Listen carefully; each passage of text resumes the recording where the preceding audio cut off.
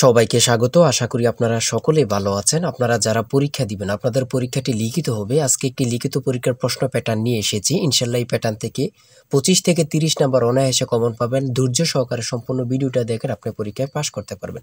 আমি দেখিয়ে দিব কোন কোন টপিক, কোন কোন বিষয় থেকে পরীক্ষায় প্রশ্ন আসে। আমি সকল কিছু দেখিয়ে দিব। অনেক পরীক্ষার্থী ফেল করে কারণ একটাই, পরীক্ষার প্রশ্ন প্যাটার্ন বোঝে না বলি।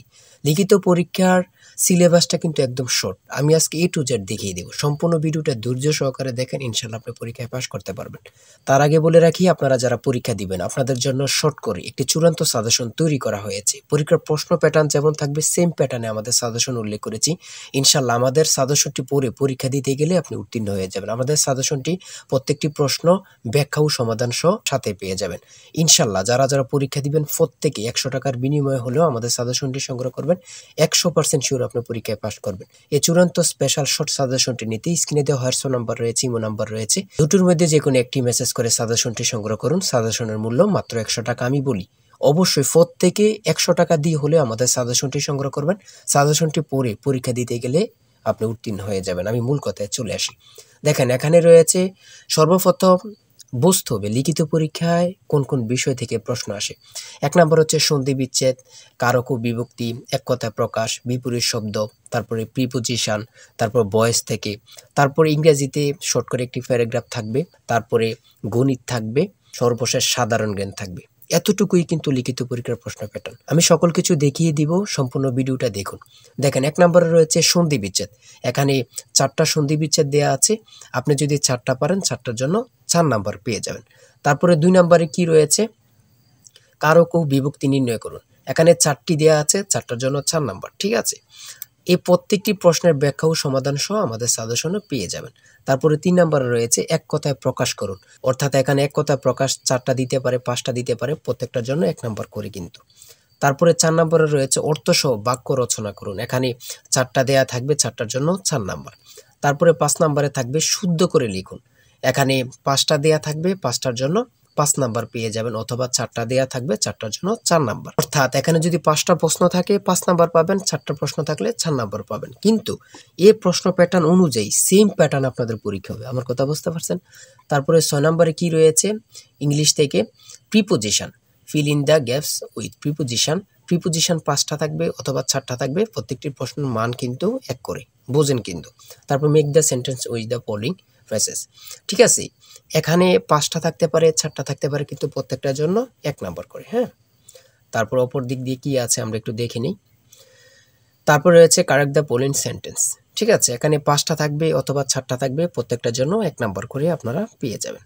তারপরে ভয়েস থেকে থাকবে 4টা থাকবে, 4টার জন্য 4 নাম্বার। তারপরে থাকবে make sentence with the following pairs of word. এখানে 3টা থাকতে পারে, 4টা থাকতে পারে, 5টা থাকতে পারে, প্রত্যেকটি প্রশ্নের জন্য কিন্তু 1 নাম্বার। এটা বুঝতে হবে। আমি কোন কোন বিষয় নিয়ে আলোচনা করতেছি, এই বিষয়ের উপরে কিন্তু পরীক্ষা থাকবে, বোঝেন কিন্তু আগে।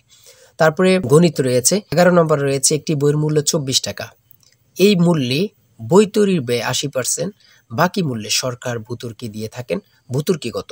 খুবই গুরুত্বপূর্ণ একটি প্রশ্ন। দেখেন এই প্রশ্নটির সমাধান কিন্তু দেয়া আছে আমাদের সাজেশনে সেম ভাবে। প্রত্যেকটি প্রশ্নের ব্যাখ্যা ও সমাধান সহ পেয়ে যাবেন। ঠিক আছে, অঙ্কটি দেখে নেন। এই অঙ্কটি যদি পারেন তাহলে আপনাকে 5 নাম্বার দেয়া হবে। তারপরে 12 নাম্বার রয়েছে মাতা ও 3 পুত্রের বয়সের গড় অপেক্ষায় পিতা ও 3 পুত্রের বয়সের গড় 2.5 বছর বেশি। পিতার বয়স 50 হলে মাতার বয়স কত? খুবই গুরুত্বপূর্ণ একটি প্রশ্ন। এই প্রশ্নটির সমাধান দেয়া আছে, আপনারা এটি দেখে নিন। তারপরে রয়েছে 13 নম্বরে একটি পণ্য বিক্রয় করে পাইকারি বিক্রেতা 20% এবং খুচরা বিক্রেতা লাভ হয়। ঠিক আছে, যদি পণ্যটি খুচরা বিক্রয় মূল্য 576 টাকা হয়, তবে পাইকারি বিক্রেতার ক্রয় মূল্য কত ছিল বা কত? খুবই গুরুত্বপূর্ণ একটি প্রশ্ন। ঠিক আছে, এই প্রশ্নের সমাধানটি আপনারা দেখে নেন। তারপরে রয়েছে মান নির্ণয় থেকে একটি অঙ্ক রয়েছে, খুবই সহজ মান নির্ণয়ের অঙ্ক, আপনারা সকলেই জানেন। তারপর সর্বশেষ সাধারণ জ্ঞান রয়েছে। সর্বশেষ সাধারণ জ্ঞান, বাংলাদেশের প্রাচীন জনপদ কোনটি? খুবই গুরুত্বপূর্ণ। তারপরে রয়েছে দেখেন খ নাম্বার, কতটা গুরুত্বপূর্ণ, কত পরীক্ষা যে আসছে আল্লাহ ছাড়া কেউ জানে না। তারপরে গ নাম্বার, বাংলাদেশের ভোটার হওয়ার সর্বনিম্ন বয়স কত? আপনারা সকলেই জানেন, খুব গুরুত্বপূর্ণ। গ নাম্বারে রয়েছে বাংলাদেশের নেভাল একাডেমি কোথায় অবস্থিত? খুবই গুরুত্বপূর্ণ। তারপর ছ নাম্বার গম্ভীরা বাংলাদেশের কোন অঞ্চলের লোকসঙ্গীত? খুবই গুরুত্বপূর্ণ, চাঁপাইনবাবগঞ্জের। ঠিক আছে, এমনভাবে প্রত্যেকটির প্রশ্ন কিন্তু খুবই গুরুত্বপূর্ণ। আমি আশা করি আমাদের সাজেশনটি প্রত্যেকে সংগ্রহ করবেন, ইনশাআল্লাহ আপনি পরীক্ষায় পাস করবেন। সর্বশেষ যে প্রশ্নটি রয়েছে, জাতিসংঘ দিবস কবে পালন করা হয়? 24 অক্টোবর। খুবই একটি গুরুত্বপূর্ণ প্রশ্ন উত্তর। আমি বলি অবশ্যই প্রত্যেকে আমাদের সাজেশনটি সংগ্রহ করবেন। যারা পরীক্ষা দিবেন প্রত্যেকে সাজেশনটি সংগ্রহ করবেন। আর হ্যাঁ, অবশ্যই চ্যানেলটি সাবস্ক্রাইব ও পেজটি ফলো দিয়ে রাখবেন। যে কোনো তথ্য দেওয়ার সাথে সাথে আমরা ভিডিও আপলোড দিয়ে রাখবো। আপনি যদি চ্যানেলটি সাবস্ক্রাইব ও পেজটি ফলো দিয়ে রাখেন, ভিডিও আপলোড দেওয়ার সাথে সাথে চলে যাবে আপনার কাছে নোটিফিকেশন। সবাই ভালো থাকবেন, সুস্থ থাকবেন। আল্লাহ হাফেজ।